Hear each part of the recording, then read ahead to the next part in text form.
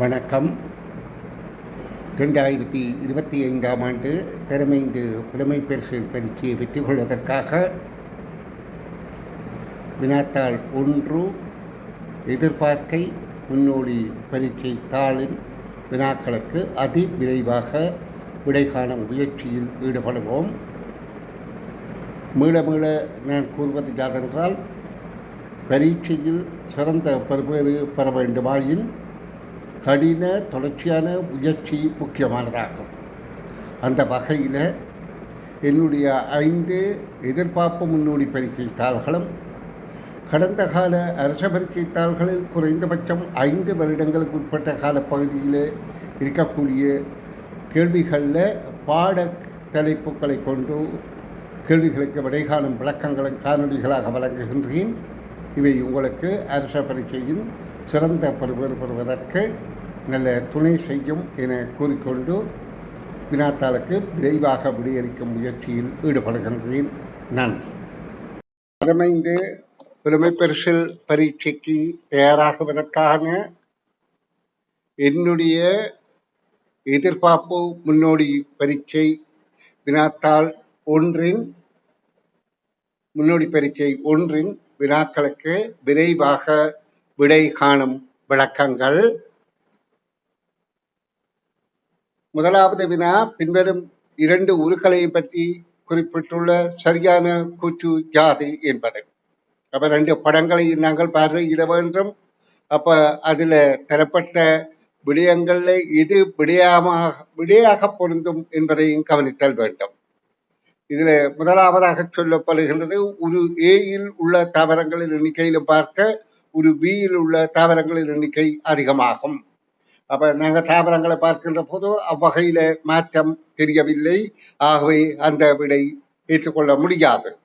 2வது, ஒரு ஏயில் உள்ள பறவைகளின் எண்ணிக்கையிலும் பார்க்க ஒரு பியில் உள்ள பறவைகளின் எண்ணிக்கை குறைவாகும் என்ற விடை பொருத்தமாக இருக்கின்றது. ஏனென்று சொன்னால், இங்கே நாங்கள் 3 பறவைகளை பார்க்கக்கூடியதாக இருக்கின்றது. இங்கே ஒரே ஒரு பறவை தான் பார்க்கப்படுகின்றது. ஆகவே 2வது விடை பொருத்தமானதாக இருக்கின்றது. நாங்கள் இனி அடுத்த வினாவை பார்ப்போம்.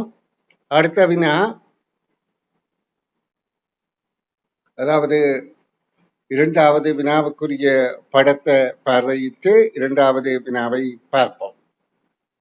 ஒரு சிற்றுண்டிச்சாலையில் ABCDE எனும் 5 மாணவிகள் தேநீர் அருந்திய பாத்திரங்கள் வைத்துள்ள கோலம் உருவில் காட்டப்பட்டுள்ளது.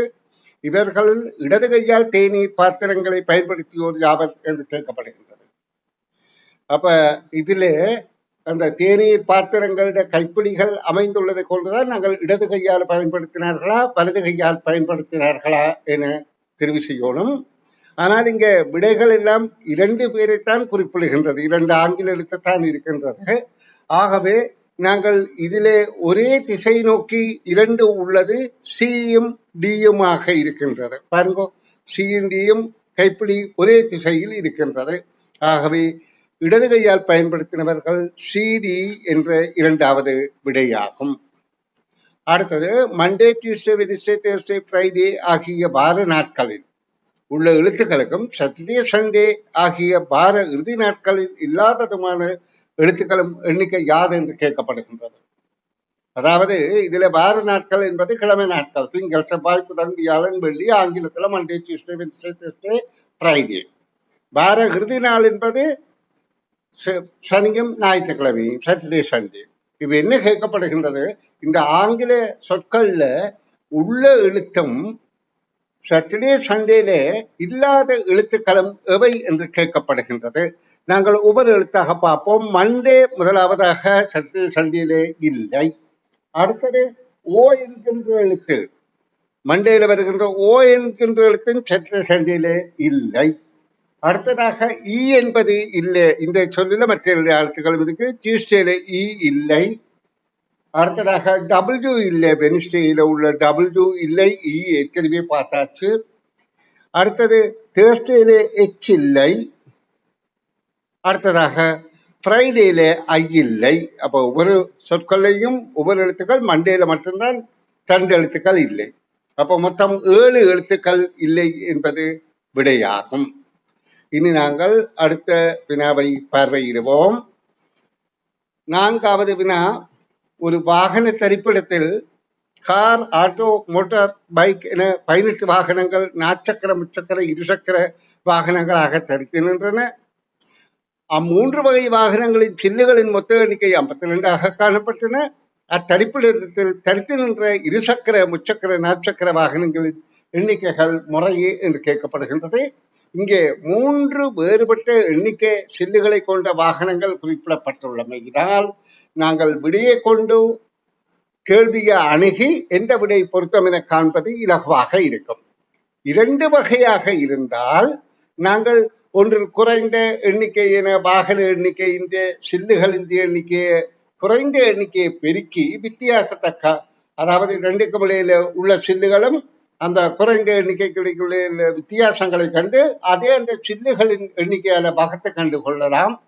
இது நான் ஏற்கனவே பயிற்சிகள் வழங்கி கற்றிருந்த மாணவர்கள் தான் இது இலகுவாக புரிந்து கொள்ளும் என்பது எனக்கு தெரியும். அதற்காகத்தான் நான் சொல்றது. நான் கற்பித்த அனைத்து காணொலிகளையும் பார்த்துக் கொள்ளுங்கள். இப்பொழுது நாங்கள் விடைகளை அணுகி விடையை காண தெளிப்போம். இதுல 3வது விடையே பொருத்தமாக இருக்கின்றது. இங்கே தரித்து நின்ற இருசக்கர, முச்சக்கர, நாற்சக்கர வாகனங்களுடைய எண்ணிக்கை தான் கேட்கப்படுகின்றது. அப்ப அந்த முறையே என்று கேட்கப்பட்டபடியா 3வது விடையில இருசக்கர வாகனங்கள் என்றால் அது 14, முச்சக்கர வாகனங்கள் என்றால் 3 18, நாற்சக்கர வாகனங்கள் என்றால் 4 5 20. அப்ப எல்லாவற்றையும் கூட்டுகின்ற போது 52 சரியாக இருக்கின்றது. ஆகவே 3வது விடையே பொருத்தமானதாக இருக்கின்றது. இனி நான் 5வது வினாவுக்கு விடை விளக்கம் தருகின்றேன். 5வது வினா, காலை 6:10 வீட்டிலிருந்து புறப்பட்ட விமலன் சிறிது தூரம் நடந்து சென்று பஸ் நிலையத்தை அடைந்து 10 நிமிடங்களின் பின் வந்த பேருந்தில் ஏறி 25 நிமிடங்கள் பயணம் செய்து பாடசாலை அடைந்தார். வலிமையாக காலை 7 மணிக்கு பாடசாலை நுழைவாயில் மூடுவதற்கு 3 நிமிடங்கள் முன்னதாகவே நுழைவாயிலில் நுழைந்தார். வீட்டிலிருந்து பேருந்து நிலையத்தை அடைவதற்கு செலவிட்ட நிமிடங்கள் எத்தனை என்று கேட்கப்படுகின்றது. அப்ப இந்த மாணவன் வீட்டில இருந்து வெளிக்கிட்டு, அதாவது பேருந்து நிலையம் போற வரையில உள்ள காலம்தான் இங்க தரப்படவில்லை.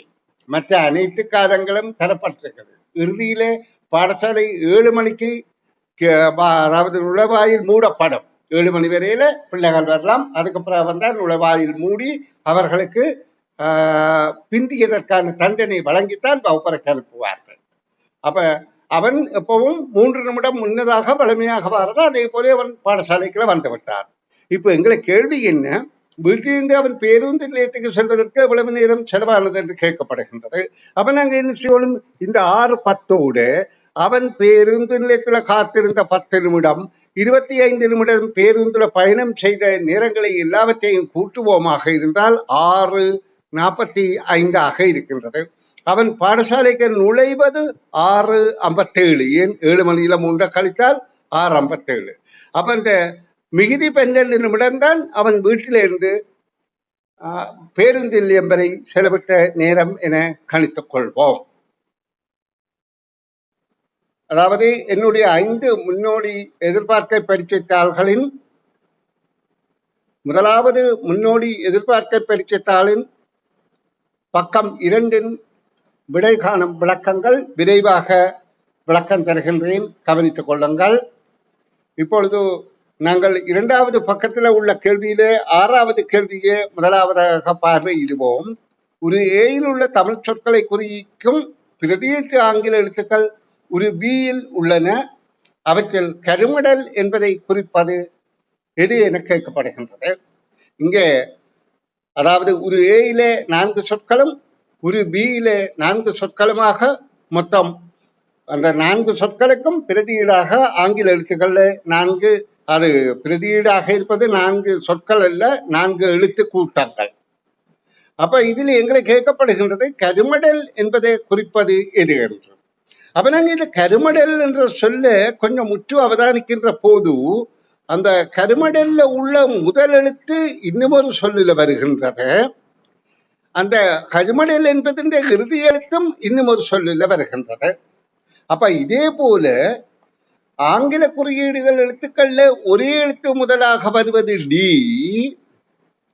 ஒரே எழுத்து இறுதியாக வருவது எச். அப்ப எங்களுக்கு இதுல விளங்கிக் கொள்ளணும், கானாவுக்கு டி என்பது குறிக்கின்றது, எல் என்பதற்கு எச் குறிக்கின்றது. அப்ப டியில தொடங்கி எச்சில முடிகிறதான் கருமடலை குறிக்கின்ற சொல். விரைவாக கண்டுபிடித்து விட்டோம். அதாவது இரண்டாவதாக இருப்பது. அப்ப விடையிலும் இரண்டாவதாகவே இருக்கின்றது. இனி அடுத்த கேள்வியை பார்ப்போம். என் அண்ணா அக்கா வயதுகளின் கூட்டுத்தொகை 28 வருடங்கள். அவர்கள் இருவருக்கும் இடையிலான வயது வித்தியாசம் 4. அதே போல என் தம்பி தங்கை வயதுகளின் கூட்டுத்தொகை 8 வருடங்கள். அவர்கள் இருவருக்கும் இடையிலான வயது வித்தியாசம் 4 ஆண்டுகள். எங்கள் குடும்பத்தில் மூத்தவரும் இளையவரும் ஆண் பிள்ளைகளே ஆகும். அவர்கள் 20 வயதுகளின் கூட்டுத்தொகை யாது? இங்க அவர்கள் ஆண் பிள்ளை என்பது முக்கியத்துவம் இல்லை. இந்த கேள்வியை கொஞ்சம் கடினமாக்குவதற்காகத்தான் அப்படி சொற்களை பயன்படுத்துறது. அந்த சொல்லுக்கு இங்க வினாவில ஒரு முக்கியத்துவம் இல்லை. ஆனா இப்ப 28 வயது அண்ணா அக்காவுக்கு 2 பேருக்கும் 28 வயது. ஆனா ஒரு ஆள் 4 வயது மூத்தவர் என்றால் அப்ப நாங்க 4 அவருக்கு வழங்கி விட்டு ஒரு ஆளுக்கு மூத்தவருக்கு 4 வழங்கினால் மிகுதி 24 வரும். அதை 2ஆல வகுப்போமாக இருந்தால் ஒரு ஆளுக்கு 12, அடுத்த ஆளுக்கு 12 கூட்டினா 16 வயது. அப்ப எங்களுக்கு தெரியுது மூத்தவருக்கு 16 வயது. அண்ணா அக்கால ஒருவர் யாரோ ஒருவர் மூத்தவர், அவருக்கு வயது 16. தம்பி தங்கை 20 வயதுகளின் கூட்டுத்தொகை 8. தம்பி தங்கை 20 வயதுகளின் கூட்டுத்தொகை 8. அவர்களுக்கும் இடையில 4 வித்தியாசம் என்றபடியா இல்ல 4 கழித்து அவருக்கு கொடுத்தோமா இருந்தா ஒரு தம்பிக்கு மிகுதி 4 இருக்கின்றது. அது 2 2ஆக வருகின்றது. அப்ப ஒருவற்ற வயது 2, மற்றவற்ற வயது 6. இப்ப குறைந்தபட்ச வயது 2. இப்ப எங்களுக்கு கேள்வி என்ன, ஆண் பிள்ளை என்று சொல்லி போட்டு இந்த வயது குறைந்தவரும் வயது கூடியவரினதும் வயதுகளின் மொத்த கூட்டுத்தொகை யாது என்று கேட்டால் 2ஐயும் 16ஐயும் கூட்டினால் 18 என்பது கேள்விக்கான விடை ஆகும். இனி நாங்கள் 8வது வினாவை பார்வையிடுவோம். பல சந்திகளை கொண்ட ஒரு நகரின் படம் கீழே உள்ளது. சந்திகளில் 18 பேர் நிற்கின்றார்கள். இந்த 18 எண்கள் மூலம் அது குறித்து காட்டப்படுகிறது. ஏபியின் பார்வையில் தெரிப்பவர்களும், ஏ என்பவர் இங்கே இருக்கின்றார், பி என்பவரும் அதே மாதிரி இன்னொரு இடத்துல இருக்கின்றார். அவர்கள் இருவரது பார்வையிலும் தெரிப்பவர்களும் சியின் பார்வையில் தெரியாதவர்களும். அப்ப நாங்கள் ஏ இந்த பார்வையிலே தெரிகிறவரை பார்ப்போமாக இருந்தால் ஏ இந்த பார்வையிலே இவர்களே தெரியும் ஏ இந்த பார்வையில. பி இந்த பார்வையில பார்ப்போமாக இருந்தால் அவருக்கு நேர்கோடாக இருக்கிற திசைகள்ல இருப்பவர்களே தெரியும் பி இந்த. இப்ப கேள்வி என்ன, ஏபியின் பார்வையில் தெரிப்பவர்களும் இதுல ஏபிக்கு தெரிய வேணும், ஆனா சிக்கு தெரியாதவர்கள். சி என்பவருக்கு தெரிவது, அதாவது நாங்க வேறு ஒரு நிலைமையில பார்ப்போம், சி என்பவருக்கு தெரிவது இதுகின்றார். அப்ப சி என்பவர் ஏபிக்கு தெரிபவர்களும் சியில தெரியாதவர்களும் என்கின்றபடியால் நாங்க இங்க பார்க்கணும், சி ஏபிக்கு தெரியணும், 2 பேரையும் தெரியணும், ஏக்கு மட்டுமல்ல ஏக்கும் பிக்கும் தெரியணும். அப்ப இந்த 10 என்பவர் ஏபி 2 பேருக்கும் தெரிகிறார்கள், சிக்கு தெரியவில்லை. அதே போல இந்த 12 என்பவரும் ஏபிக்கு தெரிகின்றார், சிக்கு தெரியவில்லை என்பதை கருத்தில் கொள்ளுங்கள். என்றால் 2 பேருக்கும் தெரியணும், ஏபிக்கும் தெரியணும், சிக்கு தெரியக்கூடாது. அப்போ 10 12 என்ற முதலாவது விடை பொருத்தமாக இருக்கின்றது. நாங்கள் இனி அடுத்த வினாவை பார்வையிடுவோம். இந்த 2வது பக்கத்தின் வினாக்கள். ஒரு குடும்பத்தில் 6 பிள்ளைகள் உள்ளனர். அவர்களில் கமலி, விமலி, மாலினி ஆகியோர் பெண்கள் ஆகும். அப்ப 3 பெண்கள் என்று சொல்லி இருக்கு. அப்ப மிச்சம் 3ம் ஆண்களாக இருக்கும்.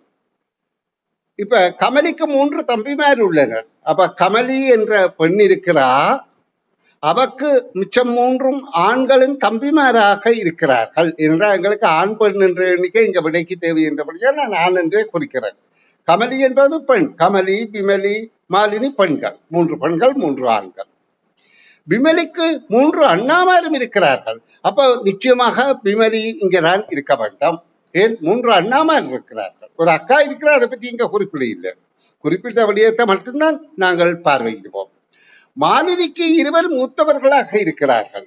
அப்ப மாலினி என்றவா அவவுக்கு 2 பேர் மூப்பையொழிய ஆண் பெண் என்று குறிக்கவில்லை. ஆகவே மாலினி என்பவள் இங்கே இருக்கின்றாள். மாலினி, இந்த மாலினி, கமலி, விமலி பெண்கள் என்பது எங்களுக்கு தெரியும். இப்ப 6 பேரும் சரியாகிட்டு, இவர்களின் வயது அடிப்படையில் கமலிக்கும் விமலிக்கும் இடையிலே, இந்த 2 பேருக்கும் இடையிலே இருக்கின்ற இடைப்பட்டவர்கள் முறையே என்று கேட்கப்படுகின்றது. ஒன்று 7 வருஷ அல்லது ரங்கு வரிசையில முறையே என்று சொல்ல வேணும். அப்ப நாங்க ரங்கு வரிசையில பார்ப்போமா இருந்தா, முதலாவது ஆண், 2வது பெண், 3வது ஆண், 4வதும் ஆண். அப்படி இருக்கின்ற பார்த்தால், அதாவது 2வது விடை பொருத்தமாக இருக்கின்றது. முதலாவது ஆண், 2வது பெண், அடுத்த 2 ஆணாக இருக்கின்ற 2வது விடை பொருத்தமாக இருக்கின்றது. என்னுடைய 5 முன்னோடி பரீட்சை தாள்களின் எதிர்பார்ப்பு பரீட்சை, அந்த முதலாவது பரீட்சையின் 3வது பக்க வினாவுக்கு மிக விரைவாக விடை காணப்போகின்றோம். 10வது வினா, ABCDEF எனும் 6 பிள்ளைகள் ஒருவரோடு ஒருவர் கைகோத்து கொண்டு நிலையில் நிற்கும் ஒரு சந்தர்ப்பத்தில், இங்கே 6 பேர் இருக்கிறார்கள். ஏயிலிருந்து பெரியில ஏயும் பியும் வலது கைகள் கோத்திருக்கின்றனர். அப்ப எங்களுக்கு தெரியணும், 2 பேர் வலது கை என்றால் ஒருவருக்கு ஒருவர் எதிர் திசையாக இருக்கும். நாங்கள் இப்போ உதாரணத்துக்கு இவருடைய தலைப்பகுதி, பின் தலைப்பகுதி இது என்றால் இவற்றை வலது கை இது என்றால் இவற்றை இடது கை இது. அப்ப மற்றவற்றை முகப்பகுதி தான் இங்கே இருக்கும். ஏனென்றால் அவற்றை வலது கை இதுவாக இருக்குது. அப்போ ஒருவருக்கு எதிராக மற்றவர் இருக்கிறார் என்பதை இந்த வலது இடது கை பொருத்தம் மூலம் நீங்கள் அறிந்து கொள்ளலாம். அப்போ முதலாவது ஏயும் பியும் வலது கைகள், பியும் சியும் இடது கைகள். அப்ப அவர்களும் எதிராகத்தான் இருக்கிறார்கள். அதாவது இவற்றை இடது கையும் இவற்றை இடது கை. அப்ப இது வலது கையா போயிட்டு, அதாவது சிஇன். இப்ப சிஎன் டியும் வலது கைகள், சியும் டியும் வலது கைகள். அப்ப இவர்களும் எதிராகத்தான் இருக்கிறார்கள். இவர் இப்படி நிற்கிறார். நன்றாக கவனித்துக் கொள்ளுங்க. அடுத்த 2 கூற்றிலையும் டி இடது கையும் எஃப் வலது கையும். அப்ப 2 பேரும் ஒரே திசையில தான் பார்க்கிறார்கள் என்றால் இவற்றை இடது கை இவற்றை வலது கை என்று சொல்லப்படுது. டி சி, அதாவது டியின் இடது கையும் சியின் ஈயின் வலது கையும். சரி. அதே மாதிரி அடுத்தது ஈயின் இடது கையும் எஃபின் வலது கையும், அவர்களும் அதே திசையைத்தான் பார்க்கிறார்கள். இப்ப எங்களுக்கு என்ன கேள்வி என்றால், இவர்களில் முன்பின் பார்த்து நிற்போர் எண்ணிக்கைகள் முகம் தெரிவது தலை தெரிவது எண்ணிக்கைகள் முறையே. அப்ப நாங்க எங்களுக்கு அடிப்பின்படி முகம் தெரிவது இப்ப இப்படியாக நாங்கள் குறித்திருக்கிறபடியால் எத்தனை பேர் முகம் தெரிவது, அதாவது இங்க முகம் தெரிவது 4 பேர், தலை தெரிவது 2 பேர், 3வது விடை பொருத்தமாக இருக்கின்றனர். சரி, இனி மாறி நாங்கள் குறிப்போமாக இருந்தால், இடம்பலம் என்று அவர்கள் எதிர் திசையில குறித்தால் மாறிய விடை பொருத்தமாக இருக்கும். அதை பற்றி பிரச்சனை இல்லை. நாங்கள் இனி அடுத்த வினாவுக்கு விடை காணும் முயற்சியில் ஈடுபடுவோம். இங்க பாருங்க, இந்த கேள்வியில 4 தமிழ் சொற்கள் இருக்கின்றது. ஏயில ஒரு பியில 4 தமிழ் சொற்கள் இருக்கின்றது. ஒரு ஏயில் உள்ள பி 2 உருக்களை பற்றி குறிப்பிடப்பட்ட சரியான கூற்று யாதென்றால், இப்ப நாங்க இதுல பார்க்கின்ற போது ஒரு ஏயில உள்ள எழுத்துக்களை கொண்டு ஒரு பியில உள்ள என்ன சொல் ஆக்க முடியும் என்று பார்த்தால், தகனம் என்ற சொல் ஆக்கக்கூடியதாக இருக்கின்றது. தானா இருக்கின்றது, கானா இருக்கின்றது, தகனம் ஆக்க முடியும். அதே மாதிரி பியில இருந்து சிக்கு என்ன சொல்ல ஆக்க முடியும் என்றால், கடிதம் என்பது ஆக்கக்கூடியதாக இருக்கின்றது. அதாவது கடிதம் என்ற சொல் ஆக்கக்கூடியதாக இருக்கின்றது என்றால், அங்க கானா இருக்கின்றது, டீனா இருக்கின்றது, தானா இருக்கின்றது, இம்மன்னா இருக்கின்றது. அப்ப இப்ப எங்களுக்கு என்ன கேள்வி என்றால், ஒரு ஏயில் ஒரு ஏ ஒரு பி 2 உருக்களையும் பற்றி குறிப்பிட்ட சரியான கூற்று யாதென்றால், ஒரு ஏயில் உள்ளதை கொண்டு ஒரு பியில் உள்ள சொல்லும் ஆக்கலாம், ஒரு பியில் உள்ளதை கொண்டு ஒரு ஏயில் உள்ள சொல்லும் ஆக்கலாம் என்றுதான் மிக பொருத்தமான விடையைத்தான் நாங்கள் தெரிவு செய்வோம். மற்றதுகளும் விட பொருத்தம் என்றாலும் மிக பொருத்தமானது இந்த 2வது கூற்றுத்தான். சரி, இனி அடுத்த கேள்வியை பார்ப்போம். 12 வருடங்களுக்கு முன் கீர்த்தனாவன் வயதுடன் இன்னும் 3 வருடங்களுக்கு முன் கீர்த்தனாவன் வயதுடன் இன்னும் 3 வருடங்களின் பின் கீர்த்தனாவன் வயதை கூட்டினால் 12 வருடங்கள். கீர்த்தனாவின் அக்கா காஞ்சனாவின் 4 வருடங்களுக்கு முன்னைய வயதுடன் இன்னும் 4 வருடங்களுக்கு பின்னைய வயதை கூட்டினால் 20 வருடங்கள். தற்போது அவர்கள் இருவரிடம் வயதுகளின் கூட்டுத்தொகை யாது? இப்ப முதலாவது கீர்த்தனாவுக்கு 3 வருடங்களுக்கு இருந்த வயதோடு இனி 3 வருடத்துக்கு பிறகு இருக்கிற வயதை கூட்டினா 12 என்றால் 12 அரைவாசி 6. எனவே இப்பொழுது கீர்த்தனாவுக்கு 6, 3 வருடத்துக்கு முதல் 3, இப்ப அதாவது 3 வருடத்துக்கு பிறகு 6 3 கூட்டினா 9. இதே போல கீர்த்தனாவின் அக்கா காஞ்சனாக்கு 4 வருடங்களுக்கு முதல் இருந்தது 4 வருடங்களுக்கு பிந்தி இருப்பது என்ற கூட்டுத்தொகை 20 என்றால் 20 அரைவாசி 10. அப்ப 10ல 4 கழித்தால் 6, 10ஓடு 4 கூட்டினா 14. அப்ப இது ரெண்டையும் கூட்டினால் சரி 16. அப்ப கேள்விக்கான விடை 16 என்பது ஆகும். இப்ப கேள்விகளை நன்றாக புரிந்து கொள்ளுங்கள். அடுத்த கேள்வி, அவர்கள் இருவரதும் வயதுகளின் கூட்டுத்தொகையாதுன்னு இந்த 14 கூட்டுறே இல்லை, இதுல 14 காட்டினான். இப்ப இந்த 2 தான் கூட்டுறது. அவை இந்த தற்போதைய வயது, ஒரு ஆளுக்கு 6 வயது, ஒரு ஆளுக்கு 10 வயது. அப்ப 16 என்பது கேள்விக்கான விடையாகும். இனி அடுத்த கேள்விக்கு விடை காணும் முயற்சியில் ஈடுபடுவோம். 13, 14, 15க்கு முற்பகல் 6 தொடக்கம் பிற்பகல் 6 வரையுள்ள நேரத்தில் ஒரு கடிகாரத்தின் மணிமுள்ளும் நிமிடமுள்ளும் நேர்கோட்டில் இருக்கும் சந்தர்ப்பங்கள் எத்தனை என்று கேட்கப்படுகின்றன. இப்ப எங்களுக்கு தெரியணும், மணிமுள் நிமிடமுள் ஒரு வட்டம் சுற்றுற போதும் மணிமுள் 12 ஒரு பாகத்தை நகருது என்ற கருத்தில் நாங்கள் இதை விட காண முயற்சிக்க வேணும். அப்ப இப்ப 6 மணியில இருந்து ஆரம்பித்து இந்த மணிமுள்ளும் நிமிடமுள்ளும் ஒன்று சந்திக்கிற சந்தர்ப்பங்கள், நேர்கோட்டில் இருக்கிற சந்தர்ப்பங்கள் என்றால் இது சந்திக்கிற சந்தர்ப்பம் அல்ல, நேர்கோட்டில் இருக்கிற சந்தர்ப்பம். இப்ப 6 மணியாக இருக்கும் போது, அதாவது நிமிட கம்பி 12ல நிற்கும், மணிக்கம்பி 6ல நிற்கும், 6 ஓகே. அதுக்கு பிறகு 7 மணி 5 நிமிடத்துக்கு தான் அப்படி நிற்கும்.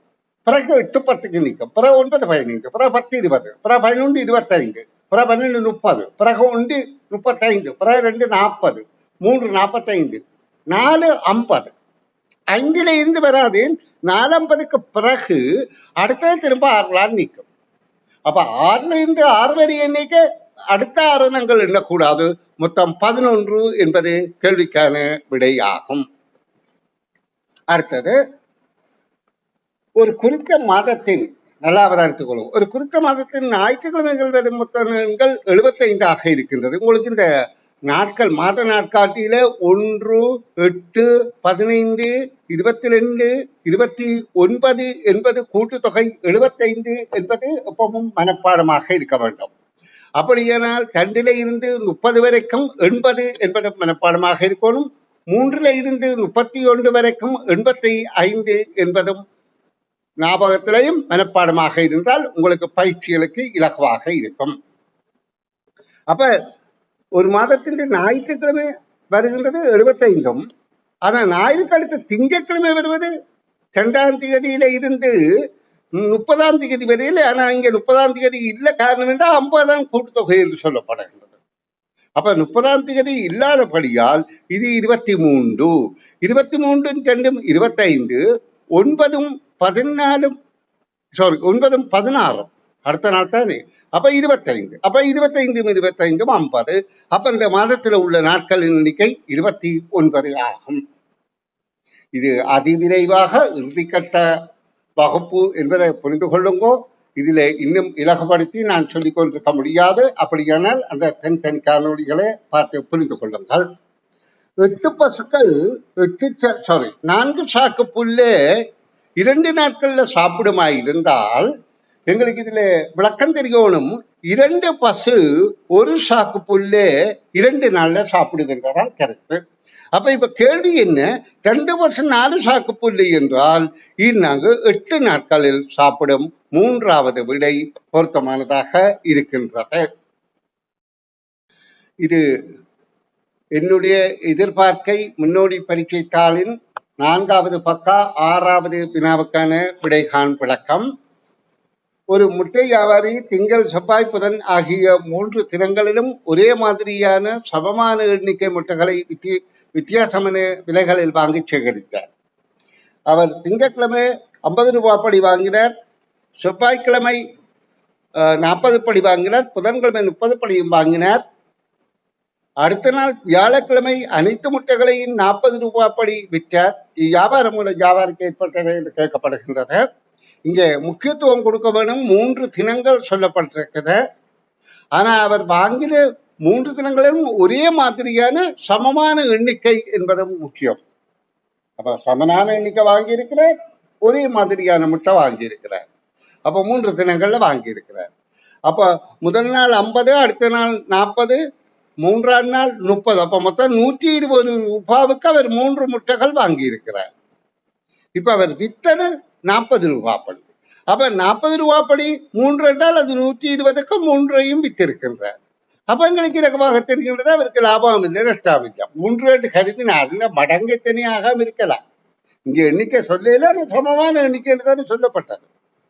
அப்ப எங்களுக்கு லாபம் இல்லை, நஷ்டம் இல்லை என்பது புலனாகின்றது. இனி அடுத்த வினாவை பார்ப்போம். 17வது வினா. 17வது வினாவில பின்னரும் அடைப்பில் உள்ள சொற்களையும் மிகவும் கருத்துள்ள விதத்தில் தொடர்படுத்திய உரு எது என்று கேட்கப்படுகின்றது. இங்கே அட்டவணைக்குள்ள அடைப்புக்குள்ள பல சொற்கள் இருக்கின்றது. அந்த சொற்களை ஒழுங்குபடுத்திய விடை எது என்றால் நாங்கள் ஒவ்வொன்றாக அலசி கொண்டிருக்காம விரைவாக விடையை உங்களுக்கு காட்டித்தாரன். இதுல 3ம் பெண்களாக இருக்கிறார்கள், இதுல 3ம் ஒரே குடும்பத்தவராக இருக்கின்றார்கள், இதுல 3ம் ஆண்களாக இருக்கின்றார்கள். அப்ப இதுல பொருத்தமானபடியாக 3ஆவதை நாங்க கருதி கொள்ளலாம். இனி நாங்கள் அடுத்த 18வது கேள்விக்கு போவோம். இது காலங்களை அடிப்படையாக கொண்ட கேள்வி என்றால் காலங்களை கொண்டு காலக்கணிப்பு, நாட்காட்டி, கடிகாரத்தை கொண்ட பாடப்பகுதி நான் உங்களுக்கு கற்பித்து இருக்கிறேன். அது தொடர்ச்சியாக விரைவாக உங்களுக்கு கற்பிப்பேன். 31 நாட்களை கொண்ட ஒரு மாதத்தின் 6ஆம் தேதி செவ்வாய்க்கிழமை, 14ஆம் தேதி புதன்கிழமை, 22ஆம் தேதி வியாழக்கிழமை ஆகிய அம்மாதத்தின் வெள்ளிக்கிழமை சனிக்கிழமைகளின் எண்ணிக்கை யாது என்று கேட்கப்படுகின்றது. இப்ப எங்களுக்கு இங்க 6ஆம் தேதி செவ்வாய் என்றால் 6ஆம் தேதி இங்கே செவ்வாய்க்கிழமை என்று சொல்லப்படுகின்றது. அப்ப நாங்கள் அந்த செவ்வாயிலிருந்து கணக்கு பார்த்து கொண்டு போனால் செவ்வாய் புதன் வியாழன் என்று ஒழுங்கில கணக்குகளை பார்த்து கொண்டு போனால் எங்களுக்கு வெள்ளிக்கிழமை வருவது எப்ப என்பதை புரிந்து கொள்ளும். அதை கொண்டு நாங்கள் கேள்விக்கான விடையை இலகுவாக கணித்துக் கொள்ளலாம்.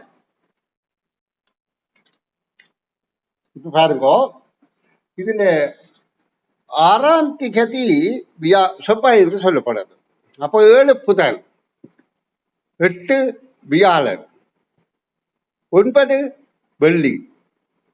அப்ப வெள்ளிக்கிழமை, அடுத்தது சனிக்கிழமை, சனிக்கிழமை 10. அப்ப இதுக்கு முதல்ல 7 நாளை கழித்தா 2ம் செவ்வாயா இருக்கும், சனிக்கு கழித்தா 3ம் சனியா இருக்கும். 10ல 3 கழித்தால் 7 கழித்தா 3.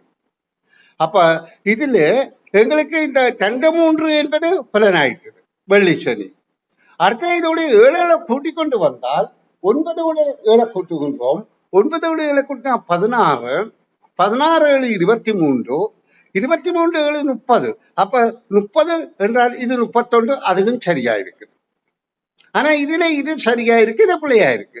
அப்ப பொருந்தாத விடை இதுதான், அதாவது 3ஆவது விடை என்பதை நாங்கள் இலகுல கணித்துக் கொள்ளலாம். அடுத்த கேள்வி, ஒரு நாளின் இப்ப இது அழைத்து போட்டு நான் இப்ப கவனிங்க பிள்ளைகள், இது அழித்து விட்டு விடகாலம் விளக்கந்தாரன். ஒரு நாளின் நிமிடமுள் வடக்கிலும் மணிமுள் கிழக்கிலும் அல்லது மேற்கிலும் ஏதாவது பக்கத்துல அதிக நேர இடைவெளிகளில் செங்கோணமாக அமையும் கோணங்கள் எவை என்று கேட்டிருக்கு. இதுக்கிடையில முதலாவது 6 மணித்தியாலங்கள்லாம் வித்தியாசமாக இருக்கின்றது. 3ல இருந்து 9 வரை என்றால் 3ல இருந்து அதாவது 9 வரை என்றால் 9ல 3 போனா 6 மணித்தியாலங்கள். அப்ப இது 6 மணித்தியாலங்கள். இது பிற்பகல்ல இருந்து 3ல இருந்து அடுத்த நாள் போய் பிற்பகல்ல இருந்து போய் 12க்கு போய் பிறகு அடுத்த நாள் தான் வருகின்றது. அப்ப 12 வாரம் 18 மணித்தியாலங்களாக இருக்கின்றது. அடுத்தது 16 மணித்தியாலங்களாக இருக்கு.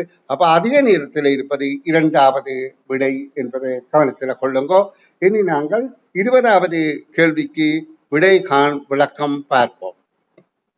20வது கேள்வி, மாணவர்களிடம் தன்னிடம் உள்ள 2 ரூபாய் நாணய குத்தி, 5 ரூபாய் நாணய குத்தி, 10 ரூபாய் நாணய குத்திகளுமாக உள்ளன. இந்த நாணயங்களை ஒன்றை அல்லது சிலவற்றை அல்லது எல்லாவற்றையும் பயன்படுத்தி 7 விதங்களில் செலவு செய்தான். அப்ப அவனுக்கு அதற்காக அவனிடம் இருக்க வேண்டிய 2 ரூபாய், 5 ரூபாய், 10 ரூபாய் நாணய குச்சிகளின் எண்ணிக்கை யாது என்று சொல்லப்படுகிறது. அப்ப இந்த 3 வகையான நாணய குச்சிகள் அவனிடம் இருக்கின்றது. 2 ரூபாய் நாணய குச்சி, 5 ரூபாய் நாணய குச்சி, 10 ரூபாய் நாணய குச்சி. அப்ப இதை தனித்தனியா பாவித்தா 3 முறையில அவன் பயன்படுத்த முடியும் நாணய குச்சிகளை. அதை சோடி சோடிய 2 பயன்படுத்துறால் இப்படி 3 சோடிகள் பயன்படுத்த முடியும். பிறகு 3ஐயும் ஒன்றாக பயன்படுத்துவதாக இருந்தால் ஒரு தலைமை பயன்படுத்த முடியும், மொத்தம் 7. அப்ப இதுக்கு எத்தனை நாணய குச்சி தேவை? ஒவ்வொன்றுதான் தேவை. ஒவ்வொரு நாணய குச்சி இருந்தா போதுமானது. அதை 2 ரூபாய், 5 ரூபாய், 10 ரூபாய் நாணயத்தின் பெறுமதியோடைய குச்சிகளின் எண்ணிக்கை அல்ல. அப்ப முதலாவது விடைதான் பொருத்தமானது. இனி 21வது வினாவை பார்வையிடுவோம். 30 நாட்களை கொண்ட மாதத்தின் திங்கட்கிழமைகள் 5இல் உள்ள திகதிகளின் கூட்டுத்தொகை 85ஆக இருந்தது. நாங்க இப்ப முதலே பார்த்த நான் உங்களுக்கு 3ல் இருந்து 31 வரையில் என்றால் 85 பெறுமென்றது எங்களுக்கு மனப்பாடமாக இருக்கின்றது. ஏடா இது தெரிஞ்சாதான் விரைவாக விடையளிக்கலாம். அப்ப திங்கட்கிழமையாக இருக்கின்றது. இப்ப அது அம்மாதத்தின் செவ்வாய்க்கிழமைகளின் கூட்டுத்தொகையாது. அப்ப 31 பிறகு செவ்வாய்க்கிழமை வராது. அப்ப 4ல் இருந்து எங்களுக்கு 32ல் 7 கழித்தால் 25 வரையில், அதாவது நாங்க இந்த திகதிகளை கணித்து கொண்டு போகல 7 கூட்டிக் கொண்டு போகணும். இப்ப இதுக்கு அடுத்து 32 இருந்தா 32ல் 7 போனா 25 தானே. அப்ப இதுல எவ்வளவு? 25 29, அடுத்த 2லையும் 29 வரும். 29 58 என்பது கேள்விக்கான விடை ஆகும். 22வது வினாவுக்கான விடைகான் விளக்கம். ஒரு மாத நாட்காட்டியில் ஒரு மாதத்தின் திங்கட்கிழமையிலிருந்து வெள்ளிக்கிழமை வரையிலான 5 திகதிகளின் கூட்டுத்தொகை 145 ஆகும்.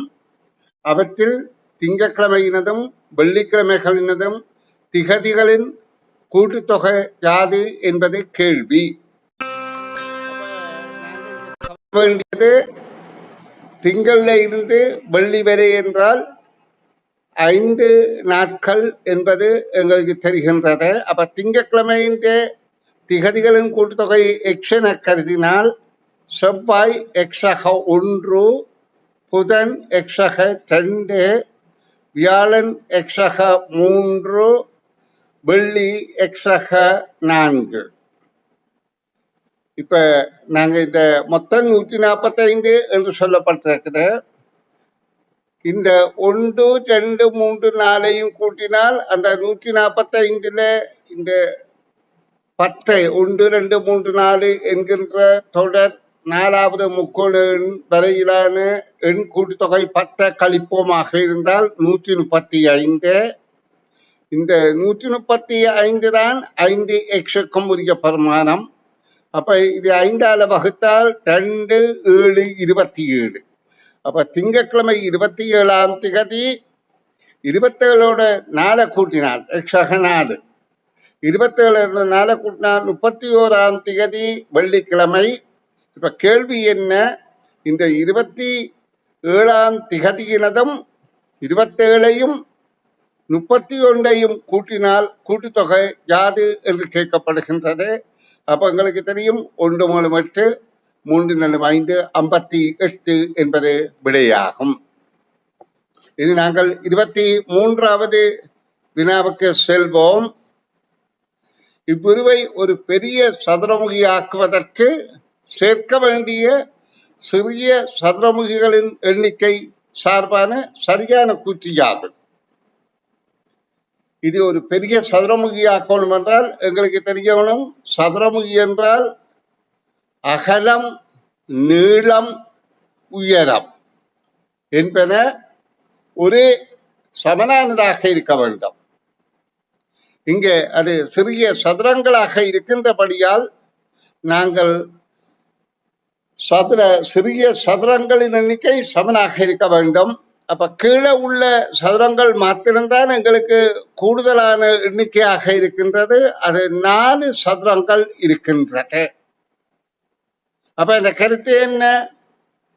நீளம் 4, அகலம் 4, உயரம் 4 என்பதுதான் இந்த சதுரமுகியில இருக்கக்கூடிய உண்மையான பரிமாணம்.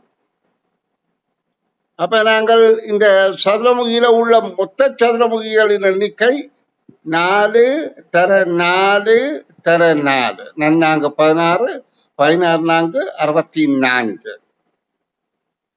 அப்ப இது 64 சதுரமுகி துண்டங்கள் உள்ள ஒரு முழு சதுரமுகியாக ஆக்குவதற்கு இதனோடு இன்னும் சேர்க்கப்பட வேண்டிய சிறிய சதுரமுகிகளின் எண்ணிக்கை தான் கேட்கப்படுகின்றது. ஆனா விடை எண்ணிக்கையாக தராமல் இதே போன்ற ஒரு சதுரமுகியின் எண்ணிக்கை அளவு சதுரமுகிகள் தேவை என்று தரப்பட்டிருக்கு, அல்லது இதே போன்ற சதுரமுகியின் எண்ணிக்கை அளவோட குறைவான எண்ணிக்கை சதுரமுகி தேவை என்று சொல்லப்பட்டிருக்கு, அல்லது கூடுதலான சதுரமுகி என்று சொல்லப்பட்டிருக்கு. அப்ப நாங்க இதுல ஒரு சதுரமுகியின் எண்ணிக்கையை நாங்கள் பார்க்கிறாங்கள் மொத்தம் 64 தேவை. இதுல இப்போ உள்ளதின் எண்ணிக்கையை பார்ப்போம்.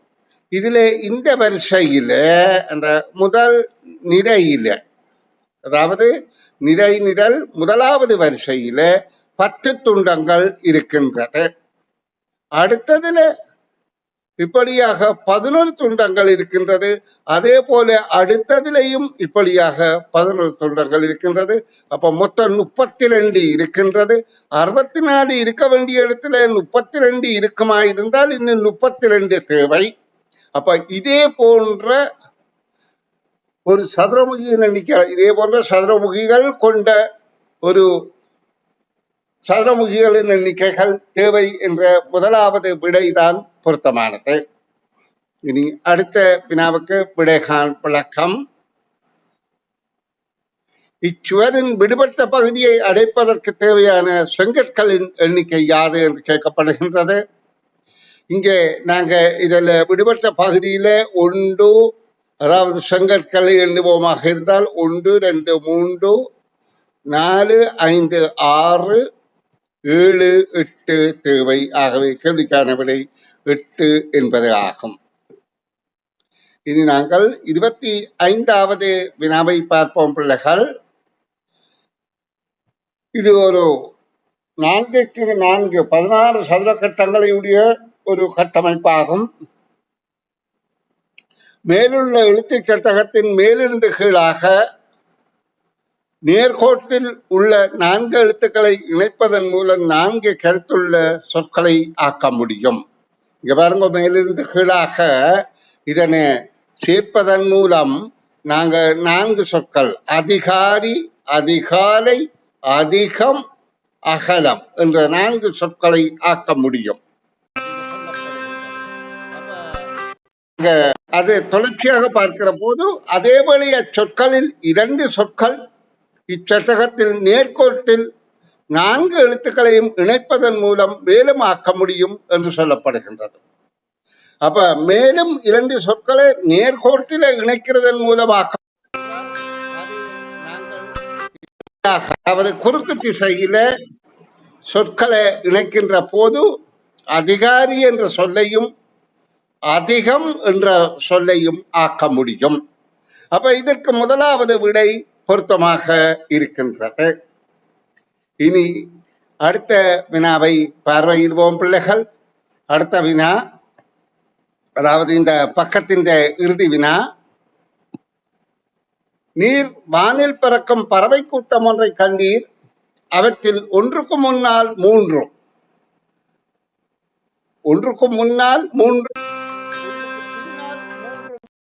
பறந்து சென்றன. அங்கே நீர் கண்ட பறவைகளின் எண்ணிக்கை குறைந்தபட்சம் அல்லது அதிகபட்சம் முறையே எத்தனையாக இருக்கலாம் என்று கேட்கப்படுகின்றது. அப்ப நாங்க இந்த பறவை கூட்டத்தை பார்ப்போமாக இருந்தால் இப்படியாக ஒன்றுக்கு முன்னால 3, இது இந்த ஒன்றுக்கு முன்னால 3, அல்ல இந்த ஒன்றுக்கு பின்னாலே 3 என்ற முறையில 4 இருக்கலாம். அப்படி இல்லை ஒன்றுக்கு முன்னால 3, ஒன்றுக்கு பின்னால 3 அதிகபட்சமாக 7 இருக்கலாம். ஏனென்றால் இங்கே குறைந்தபட்சம் முதலாவது 4 என்பதையும் கேட்டு அதிகபட்சம் 7 என்பது இரண்டாவதாகவும் கேட்கப்படுகின்றது. அப்ப முதலாவது விடை பொருத்தமாக இருக்கின்றது.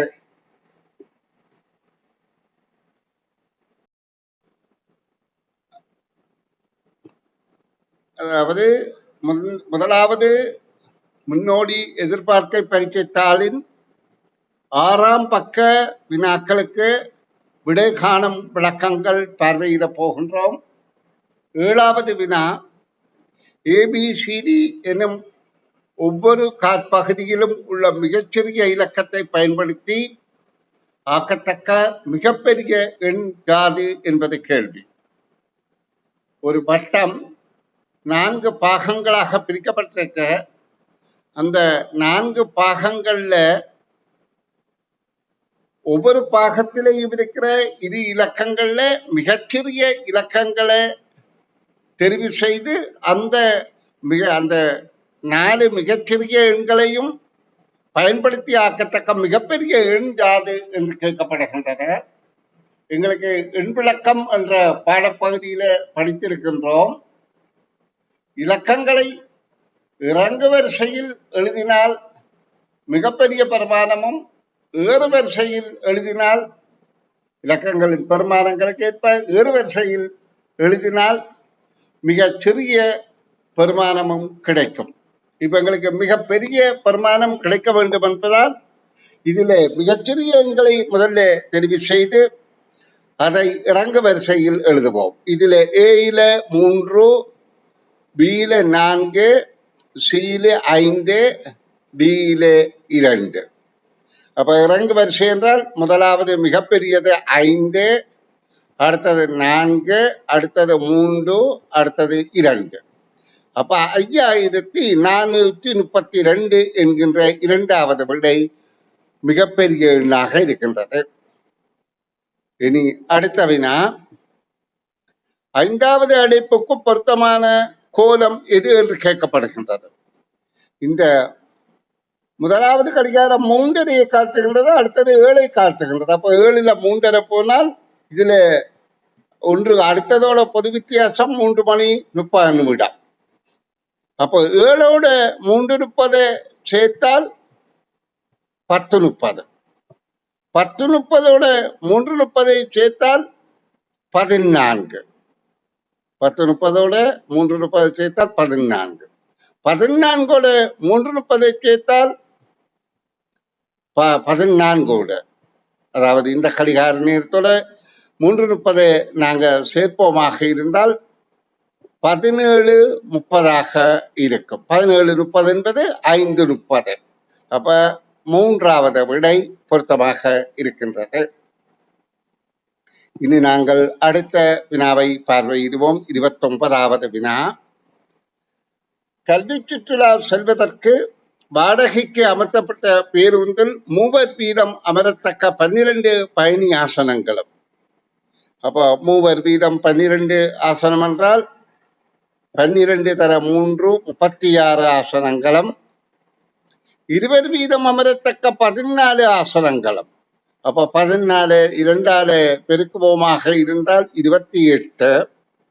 அப்ப 38ம் 28 தான் ஆசனம் இருக்கின்றது. அதில் 70 மாணவர்கள் உள்ளன. சுற்றுப்பயணம் சென்ற 70 மாணவர்களில் நின்று கொண்டு பயணம் செய்தோர் எத்தனை என்று கேட்கப்படுகின்றது. அப்ப இரண்டையும் கூட்டினால் 6 மற்றும் 14, 1 மிச்சம், 1ஓடு 64. அப்ப 70லே 64 கழிக்கப்படுமாக இருந்தால் 6 என்பது முதலாவது விடை பொருத்தமானது. அடுத்து சொல்லப்படுகின்றது, 6 இலக்க எண்ணொன்றில் ஒரே இலக்கம் ஒன்றுக்கு மேற்பட்ட தடவைகள் இருக்கக்கூடியதாகவும் எஞ்சிய இலக்கங்கள் அவ்விலக்கத்தின் 2 மடங்கு பெருமானம் உள்ளதும் இது. அதாவது ஒரே இலக்கம் ஒன்றுக்கு மேற்பட்ட தடவைகள் இருக்கக்கூடியது, எஞ்சிய இலக்கம் அதன் இருமடங்காகவும் இருக்க வேண்டும். அப்ப முதலாவதுல பொருந்தாது. என்னடா 2 அதிக 4 தடவை இருந்தாலும் 2 இருமடங்கு அல்ல 4. அப்ப முதலாவது விடை பொருந்தாது. இரண்டாவது விடை, அதாவது நாங்கள் 4 இருமடங்கு 8 என்று கருதினாலும் இந்த 6 என்பது இருக்கின்றபடியே இரண்டாவது விடையும் பொருந்தாது. அப்போ மூன்றாவது விடை 3 இரு தடவை இருக்கின்றது, அதன் இருமடங்குதான் 6. ஆகவே மூன்றாவது விடை பொருத்தமாக இருக்கின்றது. இனி நாங்கள் 31வது வினாவை பார்வையிடுவோம். நீர்ப்பாசனம் எனும் சொல்லில் உள்ள எழுத்துக்களை பயன்படுத்தி ஆக்க முடியாத சொற்கூட்டம் யாது? ஒரே எழுத்தை இரு தடவைகளும் பயன்படுத்தலாம். அப்ப இந்த சொற்கூட்டத்திலே இந்த சொற்கூட்டத்தை ஆக்க முடியாது என்பதை பார்க்கறதுக்கு நாங்கள் ஆக்கக்கூடியதை கண்டு கழித்தால்தான் ஆக்க முடியாததை கண்டுபிடிக்க முடியும். அப்ப முதலாவதுல நீர் ஆக்க முடியும், பாப்பா ஆக்க முடியும், பாசனம் ஆக்க முடியும். அடுத்த இரண்டாவது விடையில பாசம் ஆக்க முடியும், சனம் ஆக்க முடியும், பானம் ஆக்க முடியும். அப்ப இதுல பாசனம் ஆக்க முடியும், ஆனால் பாம்பு மட்டும்தான் ஆக்க முடியாது. பாசமும் ஆக்கலாம். அந்த ஒன்று இது பாம்பு ஆக்க முடியாது என்றபடியால் மூன்றாவது விடைதான் பொருத்தமானது. இனி நாங்கள் இந்த 6வது பக்கத்தின் இறுதி வினாவான 32வது வினாவை பார்ப்போம்.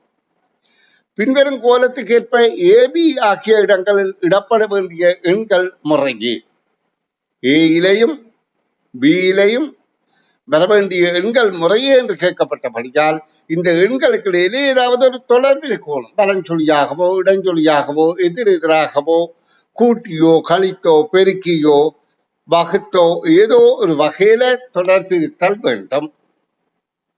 அப்ப நாங்க இங்க பார்க்கின்ற போது எதிரெதிராக உள்ளது எண்கள் 2 எதிரெதிராக இருக்கின்றது, மற்ற 2க்கும் இல்லை. அப்ப அதுல உள்ள எண்களை நாங்கள் கூட்டி பார்ப்போமாக இருந்தால் இது 20, இது 22 இருக்கின்றது. 22 அவங்களுக்கு விளங்குகின்றது. 20 22 வலஞ்சொலியாக கூடினால் அப்ப இது 24 இருக்க வேண்டும். அடுத்த இது 26 இருக்க நியாயம் உண்டு. இரண்டால் 20 ஆரம்பித்து 26 வருகிறது.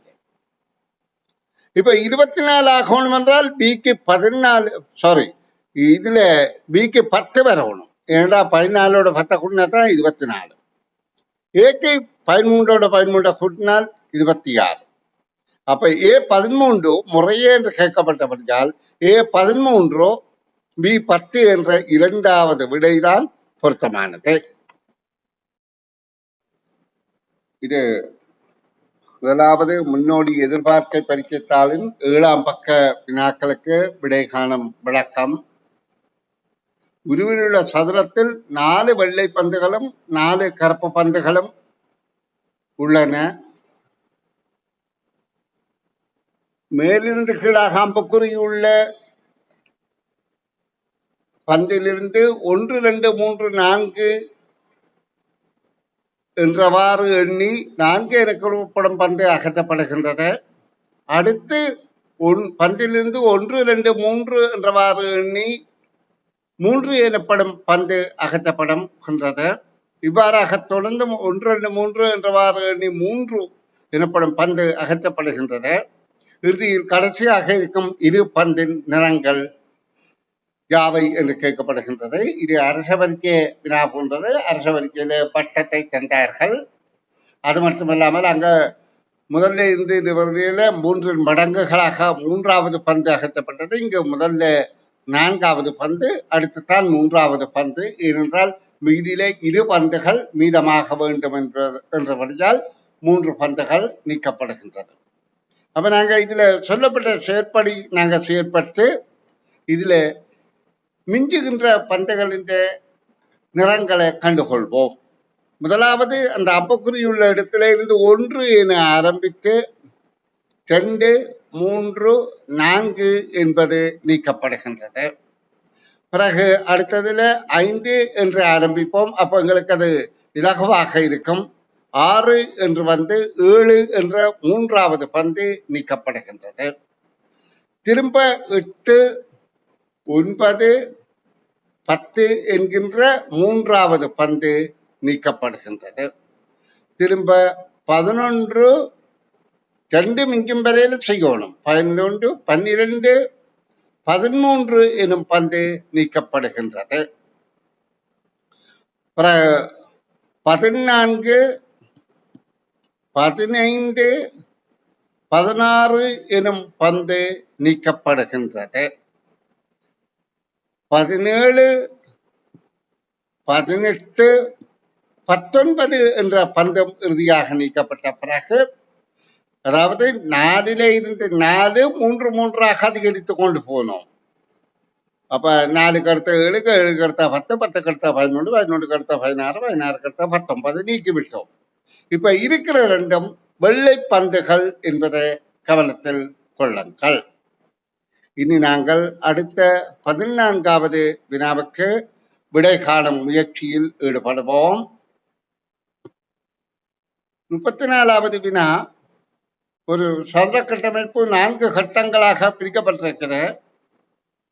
அதில் உள்ள 4 வடிவங்களின் 4 கோல அமைப்பின்படி 5வதுக்கு வர வேண்டியதை கண்டுபிடிக்கணும். அப்ப நாங்க இதில் ஒவ்வொன்றாக பார்வையிடுவோமாக இருந்தால், முதலாவதாக ஒரு சதுரத்துக்கு ஒரே மூலை திசையில தான் சதுரத்துக்கு நேர்கோடுகள் இருக்கின்றது. ஒரு முதலாவதிலே கிடைக்கோடாக இருக்கின்றது, அடுத்ததிலே நிலைக்குத்து கோடாக இருக்கின்றது, அடுத்தது கிடைக்கோடாக இருக்கின்றது, அடுத்தது இருக்கின்றது. விடையாக வரப்போவதில் அதிலையும் 4வதிலே அதே மூல திசையில கிடைக்கோடு தான் விடையாக வருதல் வேண்டும். அப்ப இந்த நிலைக்குத்து என்ற விடை பொருந்தாது. இப்ப இந்த கிடைக்கோடு அடுத்து நாங்கள் பட்டத்தின் மாறுபாடுகளை அவதானித்தால், அதாவது இது இடஞ்சுழியாக ஒரு கட்டத்தில் இருந்து அடுத்த கட்டத்துக்கு மாறுகின்றது.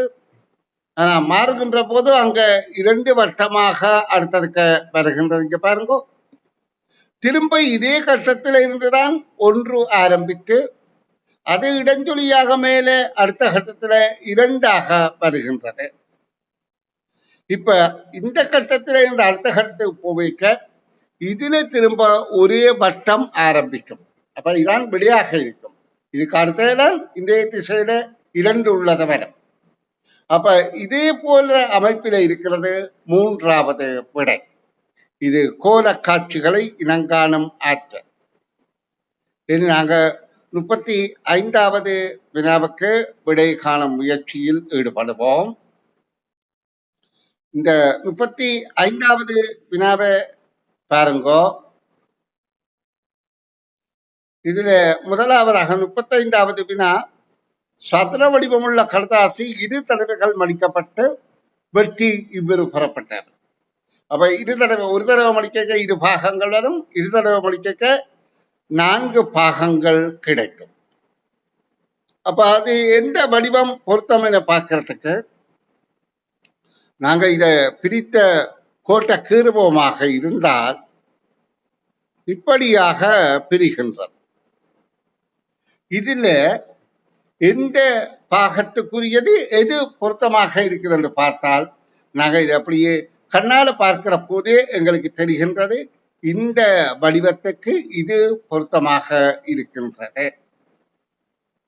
அப்ப கேள்விக்கான விடை 3வது என்பதாகும். இனி நாங்கள் அடுத்த வினாவை பார்வையிடுவோம். 36வது வினா, இந்த பக்கத்தின் இறுதி வினா. இங்க முக்கோணம், பி, செவ்வகம் என்ற 3ம் சேர்ந்து 3வதாக வந்த செவ்வகத்துக்குள்ளுக்கு பி என்ற ஆங்கில எழுத்தம், பிறகு முக்கோணமும் உள்ளடங்குகின்றது. அதே போல நாங்கள் அடுத்த வடிவங்கள்ல நாங்கள் உள்ளடக்குகின்ற போது அங்க முதலாவதாக வட்டம் இருக்கும். அது மூன்றிலையும் வட்டம் இருக்கின்றது. அப்ப நாங்க இப்ப அதை கொண்டு துணிய முடியாது. அடுத்தது இந்த பி என்ற எழுத்து ஒரு பக்கம் நிலைக்குத்துக்கோடாகவும் ஒரு பக்கம் கிடைக்கோடாகவும் அந்தம் முடிகின்றது. அப்ப நிலைக்குத்தாகவும் கிடையாகவும் முடிகிறது. இது ரெண்டும் கிடையாகத்தான் இருக்கு, நிலைக்குத்தாக இருக்கு. இது ரெண்டும் நிலைக்குத்தாக இருக்கு. அப்ப இதுதான் ஒன்று நிலைக்குத்தாகவும் ஒன்று கிடையாகவும் இருக்கின்றது. ஆகவே முதலாவது விடையே பொருத்தமானதாக இருக்கின்றது. அதாவது இது 8வது பக்கம் வினாத்தாள் ஒன்றின்ற இந்த 8வது பக்க வினாக்கள். இதுல மொத்தம் 4 வினாக்கள் இருக்கின்றது. அந்த 4 வினாக்களையும் விளக்கம் தருவதோட முதலாவது முன்னோடி எதிர்பார்க்கை பரிசுத்தாளின் விரைவு மீட்டல் முடிகின்றது. நாங்க தனித்தனியாக மீட்கிறோம், பிறகு விரைவாக மீட்கிறோம். அதே போல அரச பரீட்சைகளையும் பாட விடயங்களை அரச பரீட்சைத்தால் பூர்ணமாக படித்து விட்டோம். அரச பரீட்சையில வினாக்கள்ல சில வினாக்களுக்கு விரைவு மீட்டலாக விடைகளும் பார்த்து கொண்டிருக்கிறோம். சில பாட விடயங்களை கருத்தில் கொண்டு இப்ப 37வது வினாவை பார்வையிடுவோம். எவ்வளவுக்கு எவ்வளவு முயற்சி செய்கிறோமோ அவ்வளவுக்கு எவ்வளவு பெறுவது சிறந்ததாக இருக்கும். 37வது வினா, ஏயிலிருந்து பிக்கான தூரம் அதிகமான பாதை எது என்று கேட்கப்படுகின்றது. அப்ப ஏ என்பது கீழையும் பி என்பது மேலையுமாக இருக்கின்றது.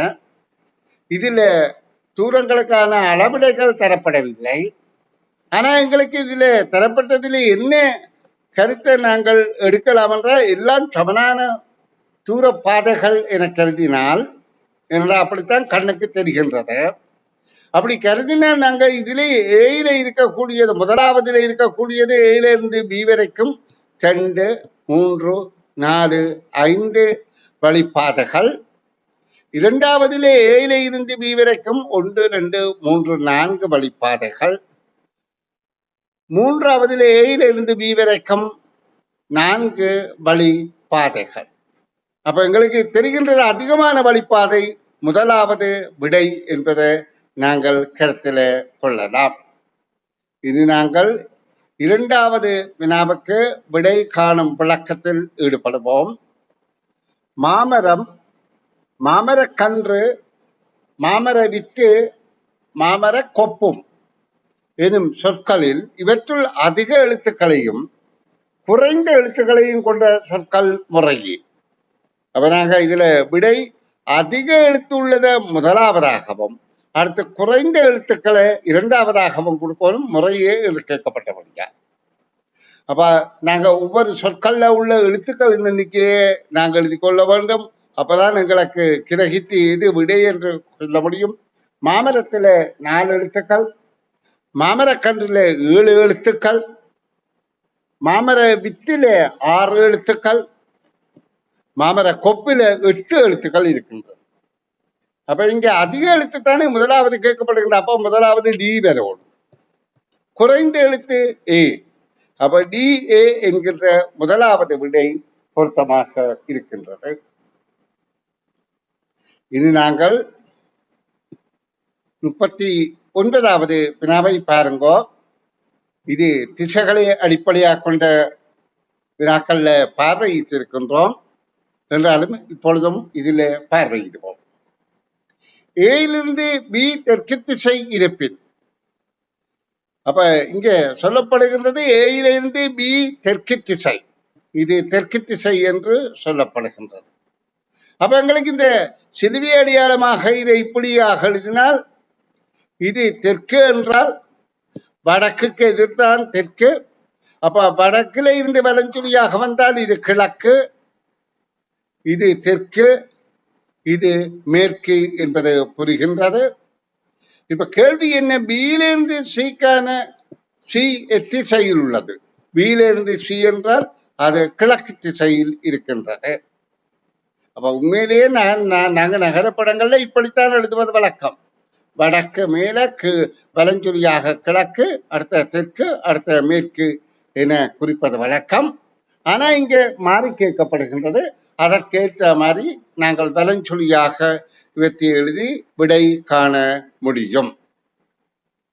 சரி பிள்ளைகள், நான் இப்ப உங்களுக்கு அடுத்த, அதாவது இந்த பக்கத்தில் இருக்கின்ற இந்த பரீட்சைத்தாளின் இறுதி வினாவுக்கு விடை காணும் முயற்சியில் ஈடுபடுவோம். இதே போல 5 எதிர்பார்க்கை முன்னோடி பரீட்சைத்தாள்கள் செய்ய உள்ளோம். இப்ப 4வது 40வது வினா, 8வது பக்கத்தின் 40வது வினா.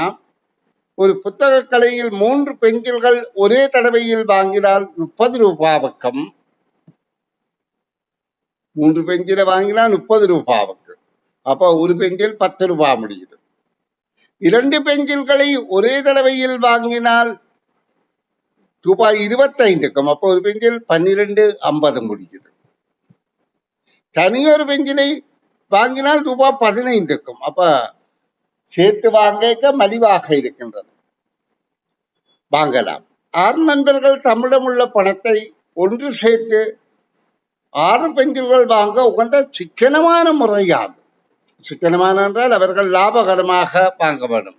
அப்ப 6 பேரும் 10 ரூபாய் படி 10 தர 6 ரூபாவை இணைத்து 60 ரூபாய், 10 தர 6 60 ரூபாவை 3 பேருக்கு ஒருக்கா, அடுத்த 3 பேருக்கு ஒரு தடவை, அப்ப 3 3ஆக வாங்குறதுதான் இலகுவான சிக்கனமான முறையாகும். இங்க இலகுவான கணிப்பு, இந்த சொற்களை வாசித்து புரிந்து விடையளிக்கிறது தான் உங்களுடைய பயிற்சி. நன்றி.